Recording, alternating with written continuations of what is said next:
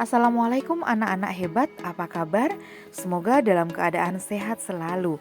Pada pertemuan kali ini, saya ingin mengajak kalian menerapkan operasi aritmetika pada bentuk aljabar untuk menyelesaikan masalah kontekstual. Sebelumnya, kita awali pertemuan kita dengan berdoa, semoga ilmu yang kita dapatkan bermanfaat. Nah, sebelum ke materi, saya ingin mengajak kalian untuk mengingat kembali materi prasyarat yang sudah pernah kita pelajari sebelumnya, yaitu substitusi bentuk aljabar. Contoh yang pertama, substitusikan A sama dengan 2 pada bentuk aljabar 3A dikurangi 7. Ini artinya variabel A digantikan atau disubstitusikan dengan bilangan 2. Contoh kedua, substitusikan X sama dengan 3 dan Y sama dengan negatif 2 pada bentuk aljabar 2X dikurangi Y ditambah 5. Artinya, variabel X pada soal diganti dengan bilangan 3 dan variabel Y diganti dengan negatif 2. Bagaimana? Saya yakin kalian masih mengingat materi ini. Nah, materi prasyarat tadi yaitu substitusi pada bentuk aljabar akan menjadi dasar ketika kita menerapkan operasi aritmetika pada bentuk aljabar untuk menyelesaikan masalah kontekstual. Pada pembelajaran kali ini, saya ingin mengajak kalian untuk mengenal dan mengerjakan tes pertanyaan terbuka. Apa artinya ya? Open-ended question atau pertanyaan terbuka adalah pertanyaan yang tidak bisa dijawab dengan ya atau tidak saja. Pertanyaan ini mengeksplorasi jawaban, sehingga kalian bisa menjawab pertanyaan tersebut dengan kata-kata atau kalimat sendiri sesuai dengan informasi yang diberikan di soal. Perhatikan contoh berikut.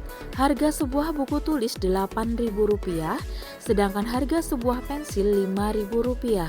Adam mempunyai uang Rp50.000 dan akan digunakan untuk membeli sejumlah buku tulis dan pensil.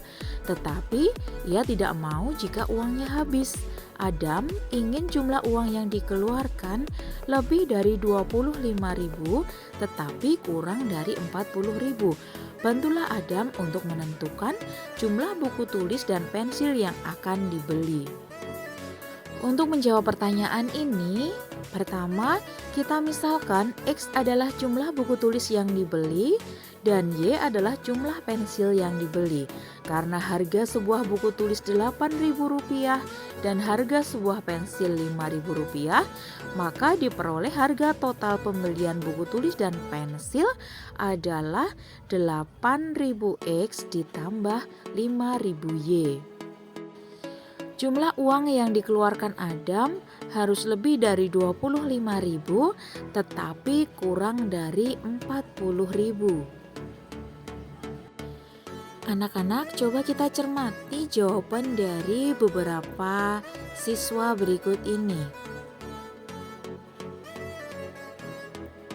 Tio menjawab X atau jumlah buku tulis yang dibeli sama dengan 2 dan Y jumlah pensil yang dibeli sama dengan 3. Hasil tersebut ia substitusikan ke dalam bentuk aljabar tadi sehingga diperoleh hasil Rp31.000.